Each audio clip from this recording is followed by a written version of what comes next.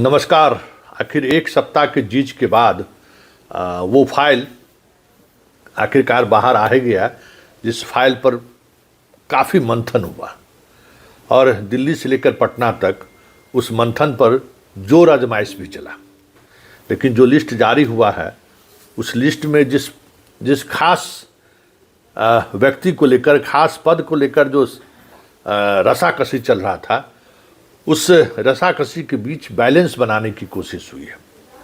मतलब सीएमओ और पीएमओ का कह सकते हैं कि जो एक चल रहा था बिहार में आईपीएस अधिकारियों की पोस्टिंग को लेकर, उसमें बैलेंस दिख रहा है। सुनील कुमार का एडीजी मुख्यालय बनना उस बैलेंस का एक बड़ी कोशिश है। उसी तरीके से मनोज कुमार का आईजी मुख्यालय बनना। वैसे यंग और एनर्जेटिक अफसरों को तवज्जो दी गई है। तमाम नए बैच के आईपीएस अधिकारियों को फील्ड में पोस्टिंग दी गई है और कई ऐसे आईपीएस अधिकारी जो हाल के दिनों में फील्ड से जो बाहर आ गए थे, विनय तिवारी जैसे। हालांकि विनय तिवारी को बिहार से जाना चाहते थे, लेकिन उन्हें भी जिम्मेवारी दी गई है। एक बेस्ट पुलिस ऑफिसर में उनकी गिनती होती है। अगर हम बात करें जिला की, तो बात करें जिन लोगों का ट्रांसफ़र पोस्टिंग जिला के एसपी के रूप में हुआ है, उसमें संतोष कुमार जो बेस्ट ऑफिसर छपरा में एसपी रह चुके हैं, उनको किशनगंज का एसपी बनाया गया। और एक खास बात यह है कि इस बार के पोस्टिंग में अमूमन यादवों को थोड़ा सरकार जो है सो दूसरे नज़रिए से देखती थी, लेकिन इस बार जिला में यादव, भागलपुर जैसे जिला का एसपी यादव को बनाया गया है। किशनगंज अपने आप में सेंसिटिव जगह है, लेकिन एक बेहतर पदाधिकारियों को सम्मान दिया गया, ये साफ दिख रहा है।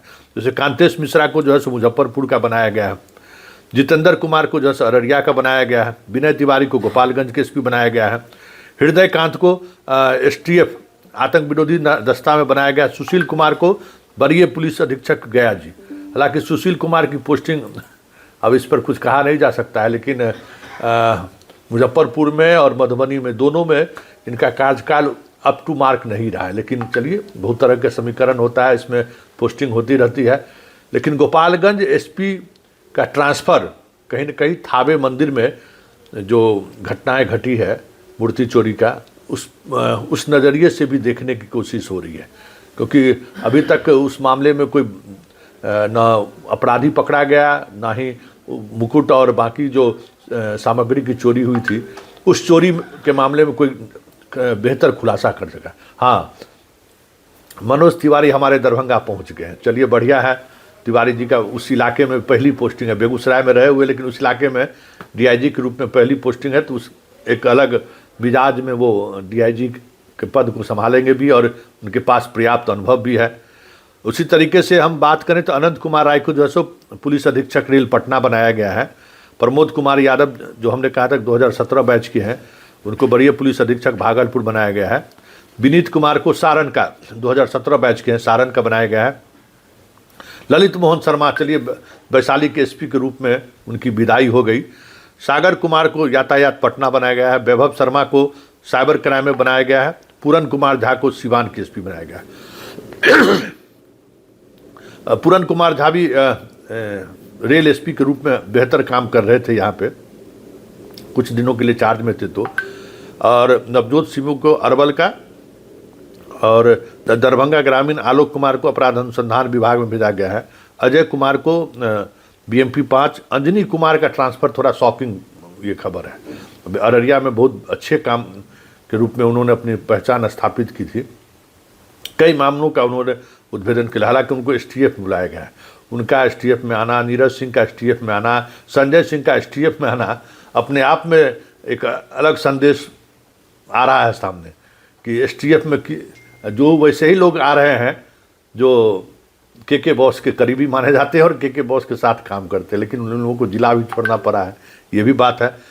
रामानंद कौशल को बगहा का बनाया गया है। अवधेश दीक्षित जो गोपालगंज है, अब गोपालगंज जैसे ज़िले से उनको लखीसराय का एसपी बना दिया गया, तो अब समझ सकते हैं कि सरकार उनके कामकाज से कितना खुश है, जो गोपालगंज में रह चुका हो। अच्छा, शुभांक मिश्रा को पुलिस अधीक्षक शिवहर बनाया गया है। इसी तरीके से अपराजित 2020 बैच का है, जो ग्रामीण एसपी पटना रहे हैं, उनको जहानाबाद का एसपी बनाया गया है। विक्रम सिहाग उसको वैशाली का एसपी बनाया गया है। कोटा किरण को गयाजी में सिटी एसपी बनाया गया है। शैलेंद्र सिंह को नगर पुलिस अधीक्षक भागलपुर बनाया गया है। उसे साकेत कुमार को, ये सब आईपीएस हैं जिनको अलग अलग जगहों पर पोस्टिंग है। कुल अभी तक जो लिस्ट जारी हुआ है 81 पुलिस अधिकारियों का तबादला हुआ है। लेकिन सबसे बड़ी बात यह है कि तेज तरार और यंग जनरेशन के अफसरों पर सरकार ने भरोसा जताया है। और जो एक चीज़ें सामने आ रही थी, खास करके तबादले को लेकर कि सीएमओ और पीएमओ के बीच फाइल यहाँ से वहाँ, वहाँ से यहाँ आ रहा है, उस वक्त जो भी लगा हो, लेकिन पोस्टिंग में से एक झलक जरूर मिल रहा है कि बिहार में क्राइम कंट्रोल को लेकर सरकार की मंशा और प्राथमिकता पहली जरूर है। इस तरीके की पहली पोस्टिंग में ये झलक जरूर देखने को मिला है। और कहीं न कहीं इससे सम्राट चौधरी के भी साख बढ़ेंगे, इसमें कोई दो मत नहीं है। पुलिस गृह मंत्री के रूप में कुंदन कृष्णन का एसटीएफ का डीजी बनाए जाने पर भी संकेत साफ हैं कि अपराधियों के खिलाफ हाफ इनकाउंटर जारी रहेगा। और जिन जिन ऑफिसर्स को फील्ड में भेजा गया है उसमें अधिकांश ऐसे ऑफिसर हैं जो बेहतर परफॉर्मेंस करते रहेंगे। एक अशोक कुमार मिश्रा जी छूट गए हैं, उनको भी अगर, जो समस्तीपुर के एसपी थे, अगर उनकी भी पोस्टिंग हो गई रहती तो एक रहता कि एक पूरा अच्छे अधिकारियों का एक पूरा बैच फील्ड में है। वैसे सब इस तरीके के समीकरण में कास्ट वगैरह का भी कभी कभी ख्याल रखा जाता है कि कितने लोगों को एक साथ पोस्टिंग किया जाए। कई जिलों में की पोस्टिंग में उन लोगों को प्रमुखता दी गई है, तो वो भी एक मैसेज ना जाए, ये भी हमें लगता है कि ये कोशिश हुई है। लेकिन संतोष कुमार का एसटीएफ से किशनगंज जाना, ये बहुत बड़ी बात है। विवेकानंद आईजी पूर्णिया जाएंगे, ये सबको पता था, पहले से हम लोगों को पता था कि वो पूर्णिया जाएंगे, उनका तय माना जा रहा था। मनोज तिवारी का भी बेस्ट पोस्टिंग हुआ है डीआईजी के रूप में, लगातार जिस तरीके से वो काम करते रहे हैं।